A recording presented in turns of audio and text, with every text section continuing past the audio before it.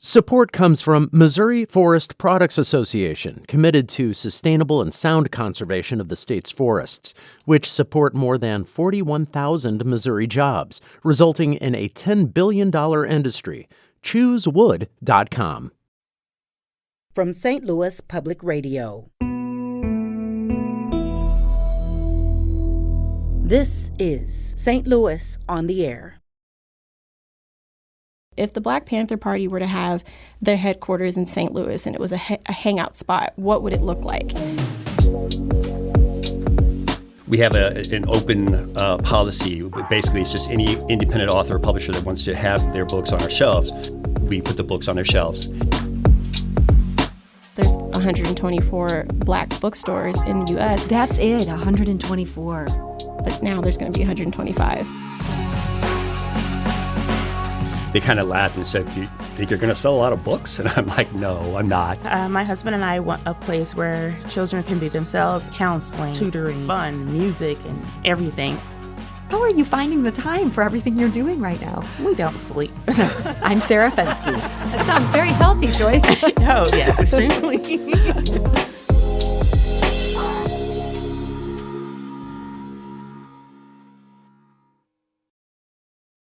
St. Louis has a surprising number of independent bookstores, and that number will increase this weekend. That's when Ymani Wince opens Noir Bookshop on Cherokee Street in the city's Dutchtown neighborhood. So what's driving people to get into the book-selling business? In just a bit, we'll hear from one half of the married couple that opened Little Readers. That's a new children's bookshop in the city's Southampton neighborhood.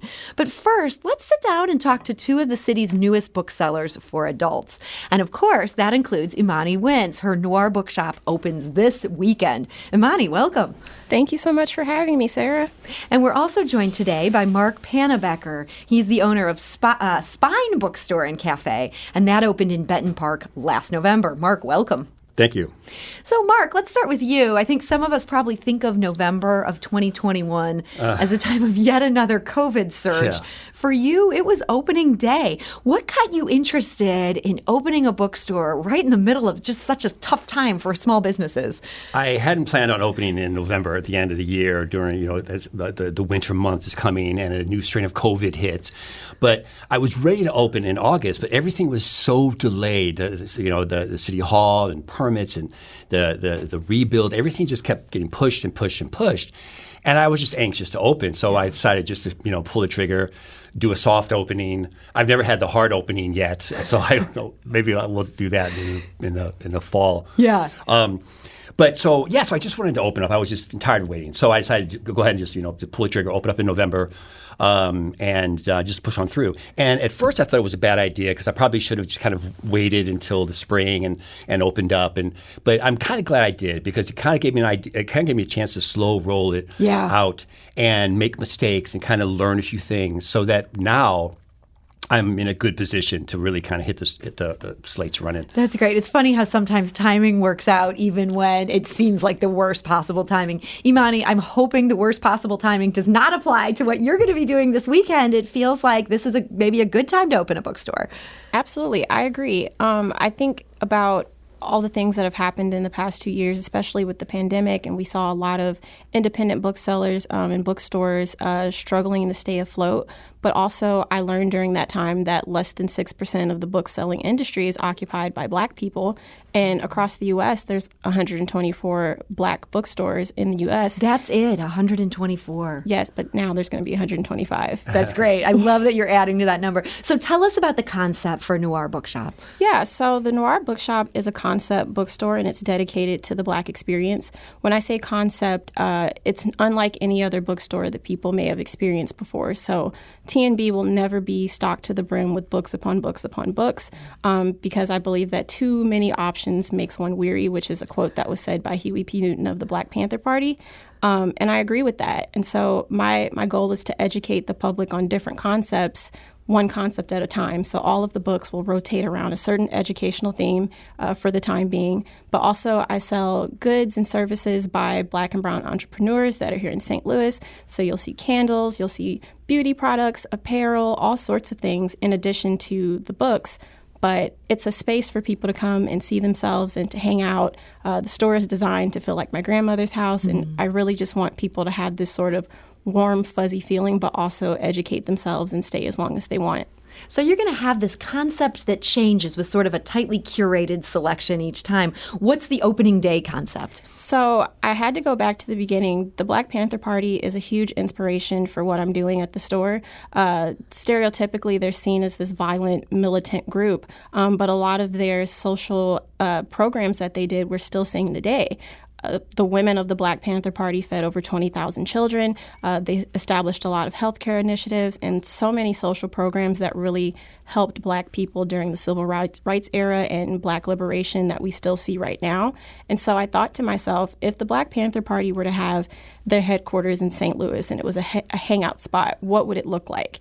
And so I envisioned my store to be that, from the furniture to the colors to the sort of things that you see. And so the first concept is about the Black Panther Party, and I want all of the books, well, the majority of the books for that experience are curated around who they are, who they were, and what they've done. But that's not just for adults. There are books for children as well.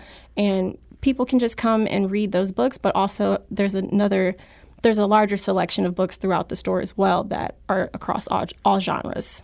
So Ymani has such a vision for this shop and just tightly curated. Mark, yours is also, you have a vision for this shop too. You're not trying to be Barnes & Noble and serve everybody. What kind of books are you selling?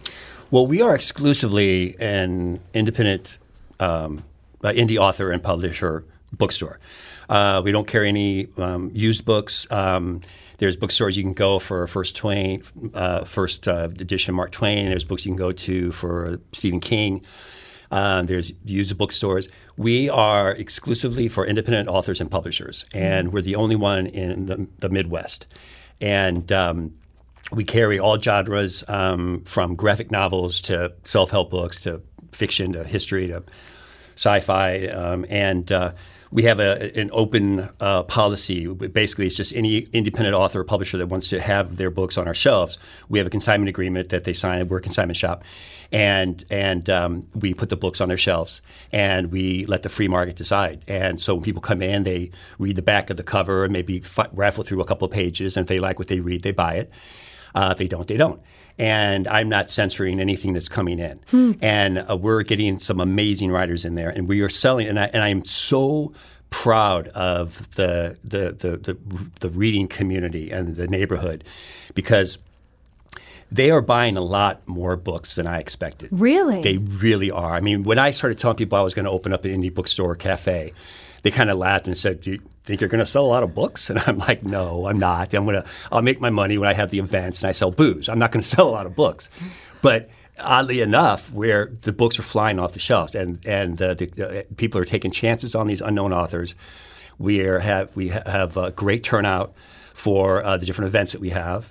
And yeah, I'm very happy, and I have plenty of room to grow. I have the first floor has our shelves almost filled, but I have a basement that I can open up and continue the growth down there. And I've only been open since the end of November, so I anticipate a year from now of having 2 floors of indie bookstores, Wow. Indie books. It's so exciting to hear that sales of books in particular have exceeded expectations. Ymani, I know you've done some pop-ups. You've had some sort of softer openings. Mm-hmm. Are you seeing people are willing to put down money for books? Absolutely.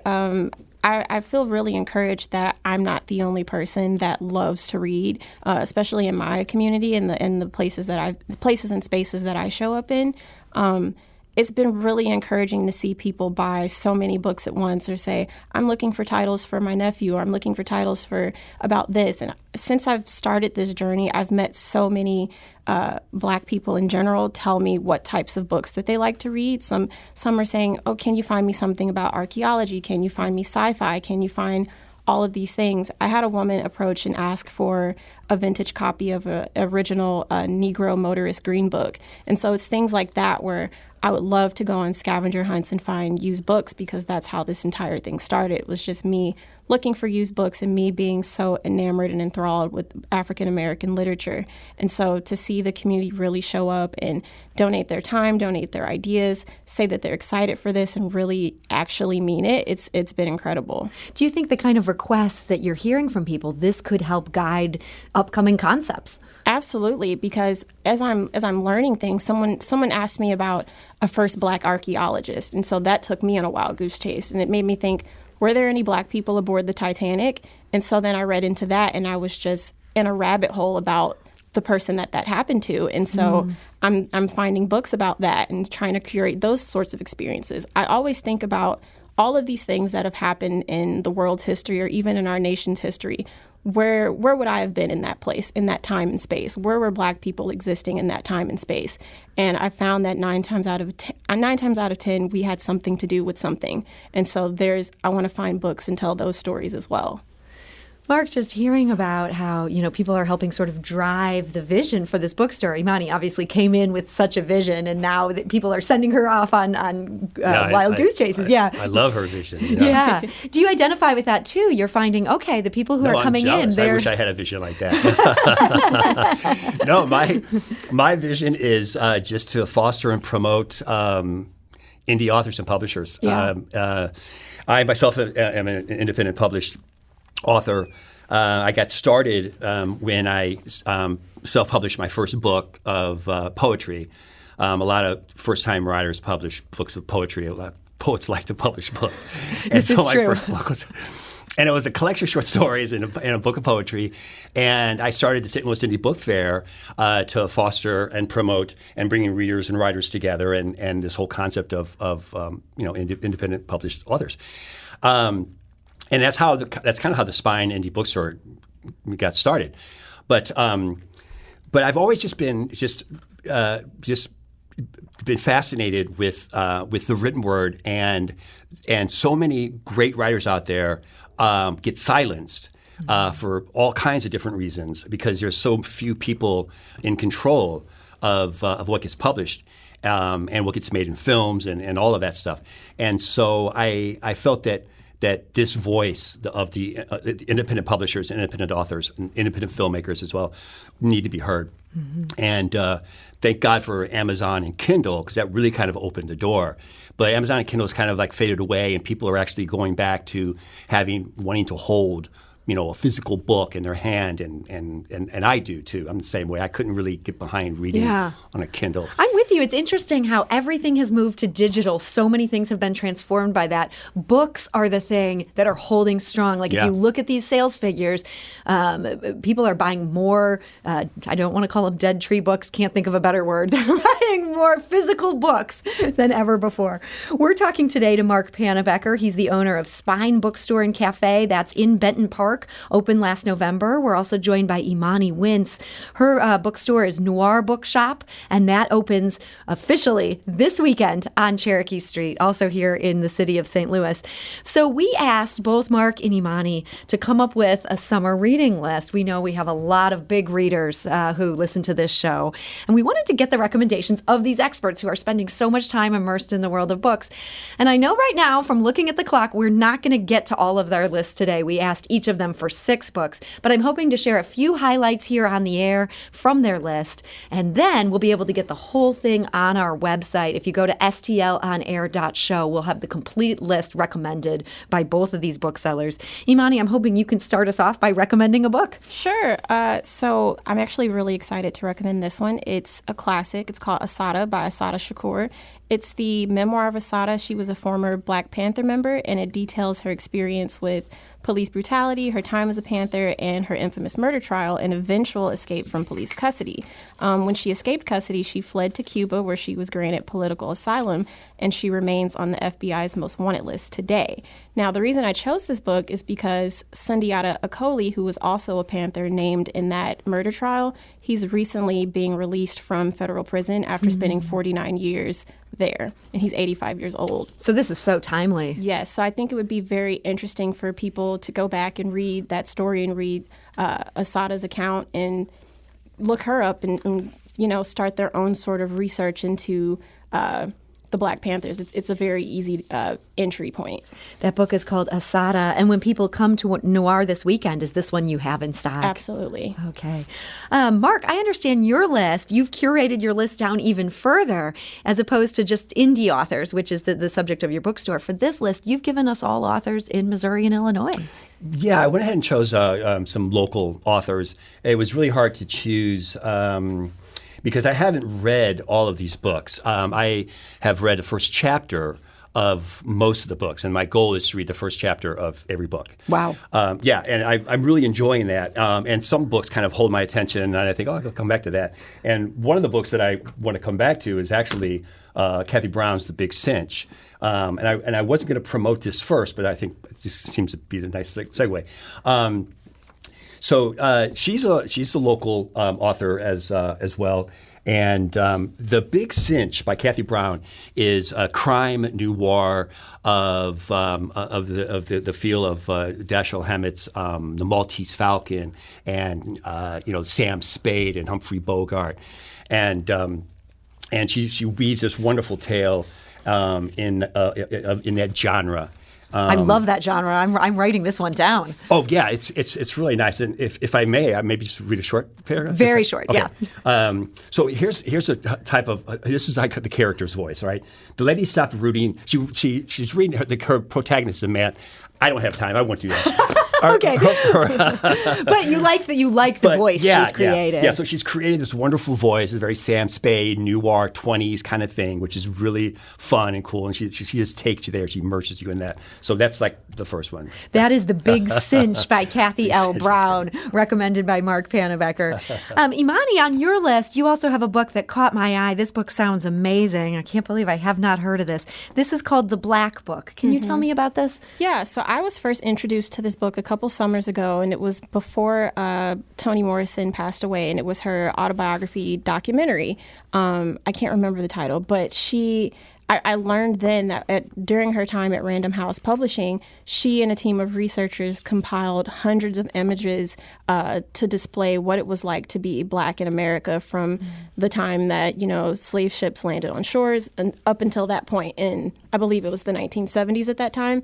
And so there's just so many historical artifacts about Black life across advertising, entertainment, public life, art, so many different aspects. And I feel like it's essential reading for people to see and to learn about. There are some graphic images, so I would say it's not for young readers, but I think that there are some very poignant pieces that parents can share with their children across races. But I definitely think it's something that should be in everyone's library. That is The Black Book. There's a foreword and a preface by Toni Morrison. Came Yes. out of a project she did at Random House. That's so cool. Mark, another book you want to share with us? All right. So the other one is from an award-winning author, Charlotte Wiggins. She has written a book called The Beekeeper's Diary. And it's important because these bees, these little pollinators, are extremely important to the human condition, to our country and to our world, because they pollinate not only the beautiful flowers, but fruits and vegetables and medicines that we use, and they're in danger, and it's a very real threat. And she has written this beautiful piece that takes you through the whole process of being a beekeeper and helping these little pollinators do their job. And she's out of Raleigh, and like I said, she's won an award for this, and it's good reading for anybody who wants to do something with their backyard other than mow the grass. That is A Beekeeper's Diary. It's by Charlotte Ecker Wiggins. Again, these are all local authors on Mark's list. You can check out the complete list on our website. You can also check out Ymani's complete list. So many good choices here. I'm also thinking about, again, this business of bookselling. In just a few moments, we're going to meet another bookseller, this one focused on children's books. There's a lot of new bookstores opening in St. Louis. Do you see each other as competition, or do you see this as something where you can help build on each other's success? I don't see it as competition at all whatsoever because it's a completely different niche. Yeah. Or niche. Niche. I don't see it as competition either. I firmly believe that it's bookstores' responsibility to support the communities in which they reside. And so the Noir Bookshop is no different. But also, since I am a very new bookseller and this is not an industry that I had planned to go into, I've received so much help from bookstores that are part of Midwest Bookselling Association. I've had help from the ABA. I've talked to different owners here in the city, and everyone seems just really excited. And the bookselling community is actually very welcoming, and I feel really grateful to be part of it. But other than that, I've also met other Black women across the country in different cities that have stores that are very similar to mine, and it's felt like a very sort of special sorority of kind of work that we're doing that I think someone who sells books only understands what that means. Yeah, how great to have that sort of fellowship, people to help guide you as you're getting started. Yes, absolutely. I feel very grateful for the community's reception, as well as other people who have the power to, change people's lives with the stroke of a pen and, reach out and help. And it's just St. Louis has been really gracious to me in this entire process. And so I just want to say thank you to everybody listening. Well, Ymani, we're so excited about your opening this weekend. That, again, is Noir Bookshop. The grand opening is Saturday from 11 a.m. to 7 p.m. And then you'll also be open Sunday from noon to 4 p.m. And that's on Cherokee Street. Yeah, and I just wanted to say I will be having a ribbon cutting at noon. So I really wanted to make my grand opening grand. Well, Ymani Wince, thank you so much for joining us today. Thank you, Sarah. And Mark Pannebecker, Yes. I want to thank you for joining us. My pleasure. And Mark is the owner of Spine Bookstore and Cafe. That's there in Benton Park. They've been selling books there since November and selling more than Mark ever anticipated. That is the kind of news I love to hear. Now, we need to take a quick break, but we'll be back shortly. I'm going to continue this conversation with the owner of a new children's bookstore. This is also in the city. They're in the Southampton neighborhood. This is St. Louis on the Air on St. Louis Public Radio.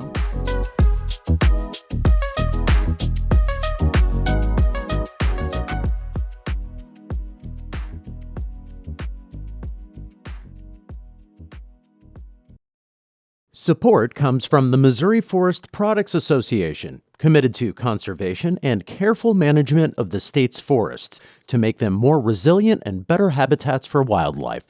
ChooseWood.com.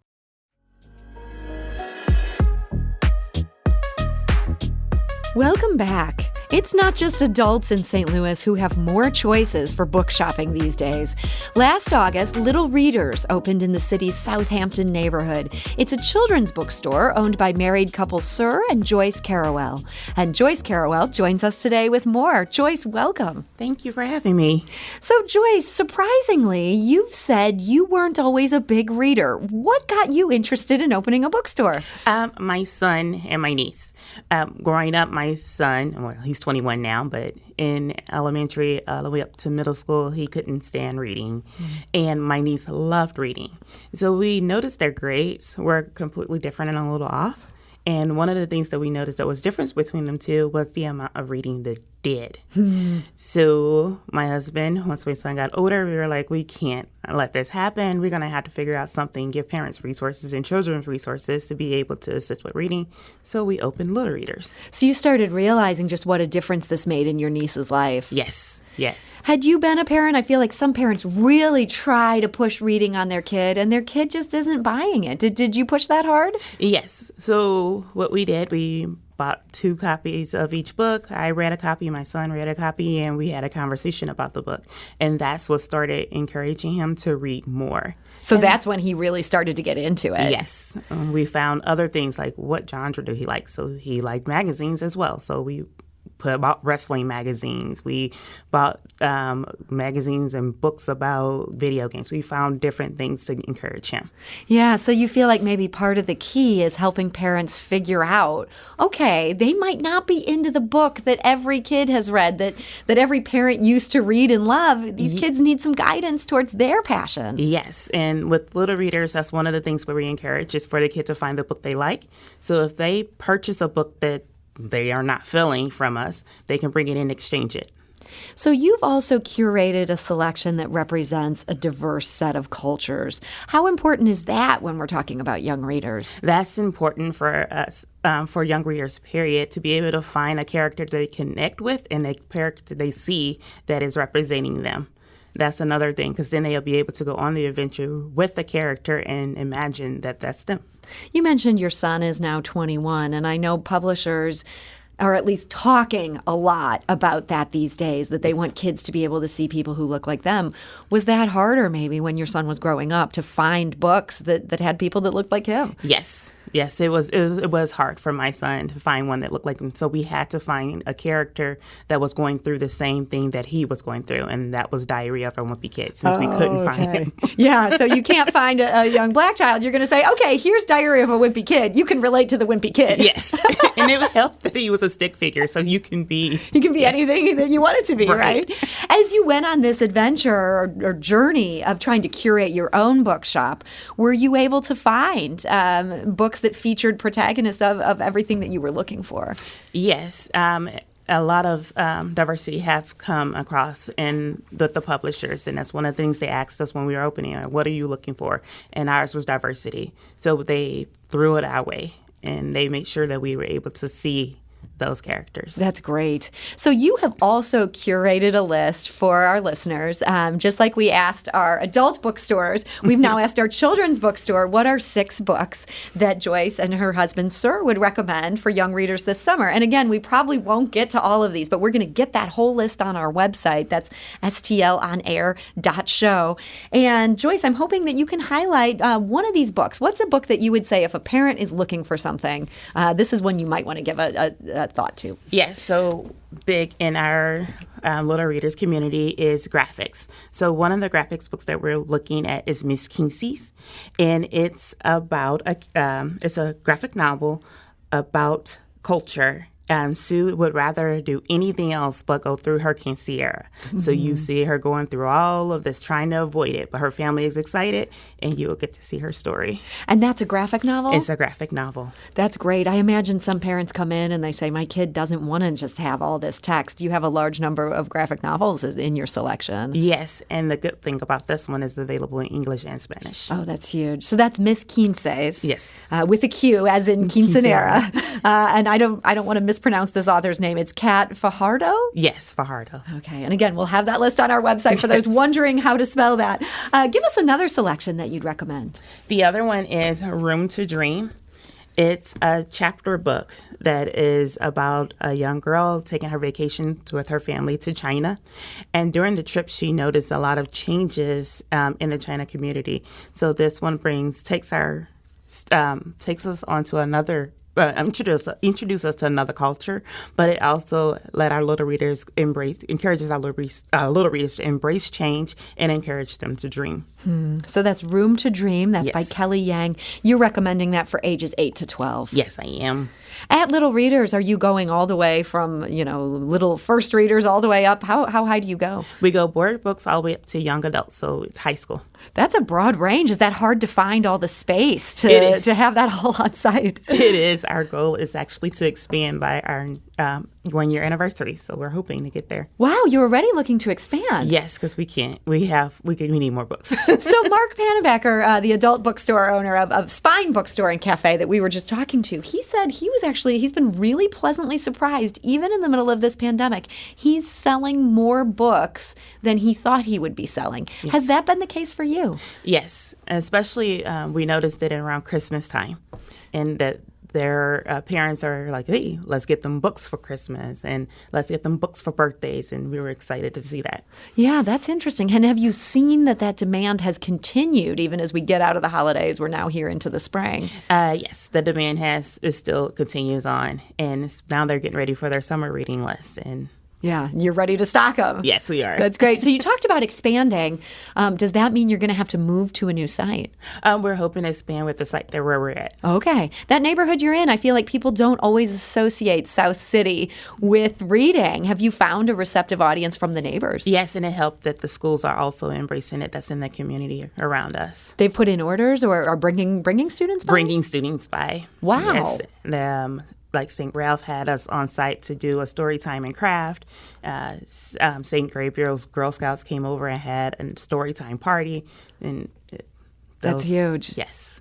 Well, we're going to make time to give one more book recommendation. I know as a parent, I am just always looking. And the last two that we did were more for ages 8 to 12. Give us a selection for younger readers. Yes. Why is a board book as well as a picture book. It's written by Taye Diggs, and it's for ages 3 to 12. And this book is it talks about the injustice in our community, race, and it helps the parents have that conversation with their little readers. That's a hard conversation to have with young kids. This can go as young as age 3, you've said. Yes, as young as age 3. The author, who's also a father, had wrote it with him having a conversation with his children. And we probably all know that author, Taye Diggs, a wonderful actor. That book is called Why, with a question mark, and that's by Taye Diggs. Again, we have Joice Carrawell's complete list of books on our website. Joice, one other thing I wanted to make sure to ask you about today. I understand in addition to wanting more space for books, you're ultimately hoping that little readers will lead into a youth center. Can you tell us about your goals for that? Yes, my husband and I want a place where children can be themselves, and they'll have resources available to them, whether it's counseling, it's tutoring, it's just going to have fun, music, and everything available in that youth center so they can express themselves. They need something that's their own. Yeah, so you're hoping to create that space. Yes, we are. Would that be part of the same space as the bookstore? Yes. So in August, if we are able to expand, we're going to start off with a maker space where the kids can they'll have space to read, then they'll have space to actually develop and draw and craft anything that they want, as well as like a listening room where they can play their music, create music, do whatever they need. And you're looking to do this as early as August. I'm hoping to, yes. So, all right, I got to ask one last question here. You and your husband both have other jobs. I understand you work for a health insurance company. Your husband is a barber. Yes. This seems like this project alone is a big deal. Everything you're working on. How are you finding the time for everything you're doing right now? We don't sleep. That sounds very healthy, Joice. Oh, yes, extremely. We have a community behind us that supports us. And our community actually, they help us with drafting and creating our dreams. We give them something that we want. They help find the resources for us. That's amazing. Do you feel like ultimately this could end up becoming a full-time job, or is your plan always to keep both things? No, this ultimately become a full-time job. Well, Joice Carrawell, it is exciting to hear about these plans and everything you're doing there in South City. Thank you for joining us. Thank you for having me. Joice is a co-owner of Little Readers. That opened last August in the city's Southampton neighborhood. And we should note that Little Readers is open Wednesday through Friday from 3 to 6 p.m. It's also open Saturdays from noon to 6 p.m. if you want to bring your own Little Reader by. We also have Joice's list of books on our website, stlonair.show.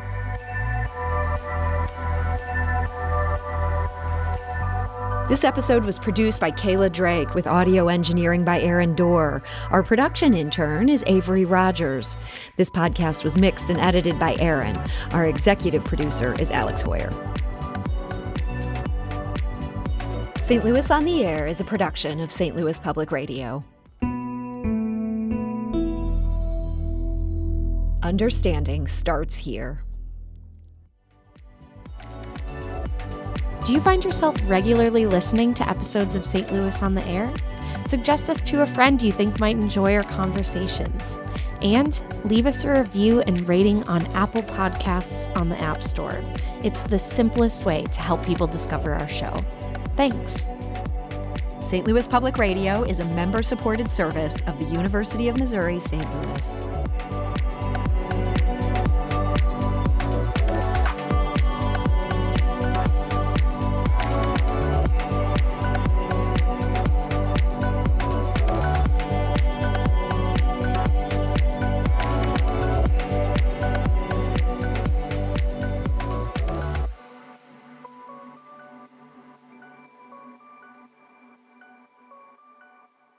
Support comes from the Missouri Forest Products Association. Missouri produces wood pallets, railroad ties, white oak barrels, hardwood floors, and more. Details on the variety of products made in the state are at choosewood.com.